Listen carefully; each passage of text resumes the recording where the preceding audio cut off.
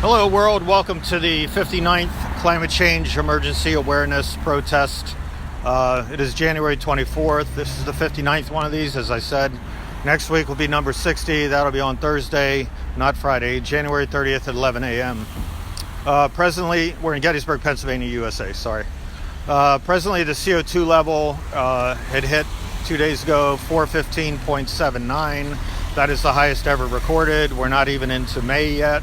So we could easily be pushing 418, 419, 420 parts per million CO2 level. The reason why this is significant is because humans have only existed between 200 and 280 parts per million.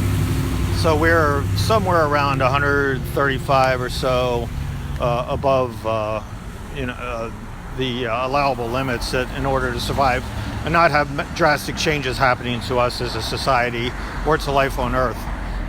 So without action, there's no reason why this should go down or whatever. It'll only continue to go up. I'll talk about that in a little bit. Paris was a total failure in 2016 in that they didn't factor in technology. They didn't factor in feedback loops, which have already occurred and are continuing to occur, such as methane hydrates escaping into the atmosphere. And methane is a gas that is up to 186 initially parts per million. 186 times more powerful than is CO2 when it first comes out of the ground. And, in about 2 years, it drops down to 86 times more potent. And then in 20 years, it goes down to 20 times more potent. So it's a drastically killer gas as far as greenhouse gas goes. It traps a lot more energy than does CO2. And CO2 is bad enough as it is. So there's no willingness to act. They depend on technologies to get us out of this situation with the Paris Agreement. And those technologies do not exist at scale. So it's a total joke as far as that goes. Trump is right, it's a joke, but it's the other way around in that it's much worse than what he's saying. And the idea that America's complying with the CO2 levels that were dictated in this or agreed to in the 2016 Paris Agreement is ludicrous. Of course, he's ludicrous in his thought process right now. Insane guy. COP25 failed. That was the biggest get-together of all the nations to come to some final solution as to how to go about enacting all these requirements. And USA went over there with a deliberate attempt to thwart it. And to me, that's a crime against humanity. Australia jumped in. Russia jumped in. Also thwarted India, China, and Saudi Arabia. So it's a total failure as to what's going on. Hi, I'm doing a live broadcast. Yeah. I like what you're doing. Yeah, thank you. Appreciate that. Thank you.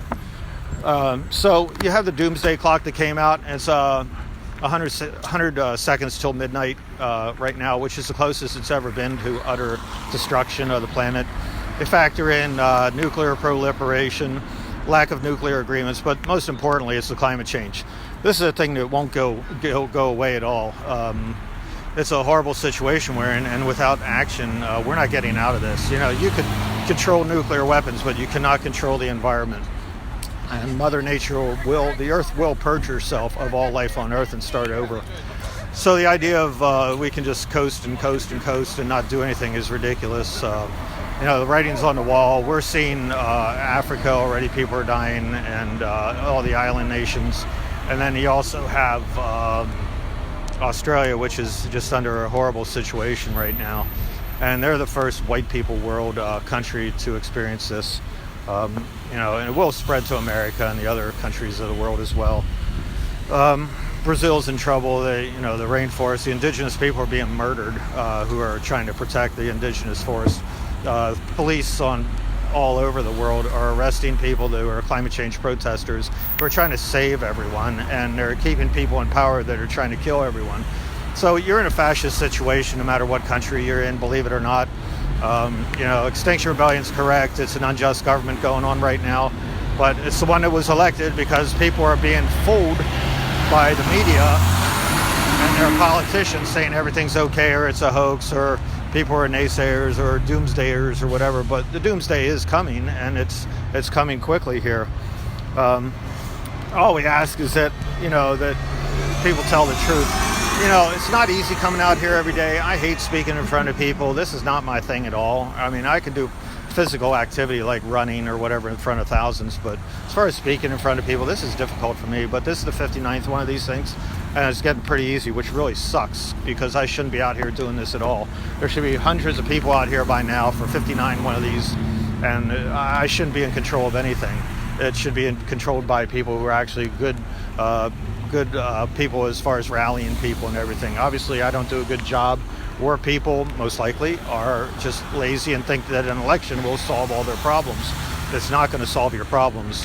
The next election is 3/4 a year from now. The new president, if there is one, will get sworn in a year from now, and no action will be taken for up to a year and a half from now. So the idea that an election will solve the problems, it's not going to happen. And this is going to require a whole systemic change. Like, capitalism is not working out because we are just destroying the environment and paying no heed to what's going on. So hopefully people will start waking up soon, but it doesn't look like it at all. There's no excuse for this now at this point because I'm out here at 2 o'clock. The excuse was before, I can't come out at 11 because it's too cold or whatever. Now it's 2 o'clock and no one's out here. So there are plenty of retirees. There are plenty of college kids in between classes. They should be having rallies of their own. So here we are sitting here and you're looking at me and I'm looking at you. It does take courage to be out here, and a lot of courage. People that want to do this have to be courageous as far as being ostracized by your friends and neighbors. And this is a small town, so people know who you are when you're out here. Yeah, it's fearful, and dealing with your fear is important, and getting past that. The media has chosen to be criminal in their behavior as far as not reporting why things are happening. Yeah, they'll report about the fires in Australia, but they'll associate it with the Australian Open or some other excuse. They're not having real scientists on saying why this is happening and why droughts are happening in Africa and why deluges are happening here and there and why Newfoundland just had 3 feet of snow or 5 feet of snow.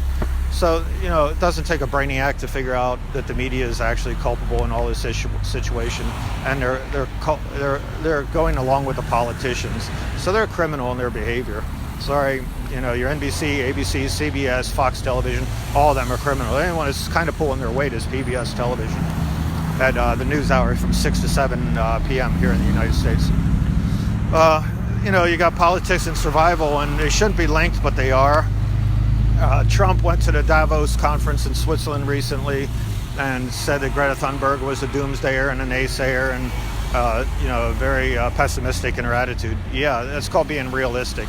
Trump was trying to push oil, gas, and coal again, as usual, and manufacturing. And this is what's going to kill us all. If you want to see murderers in action, you look no further than your politicians on TV. So you have the press that's going along with it too.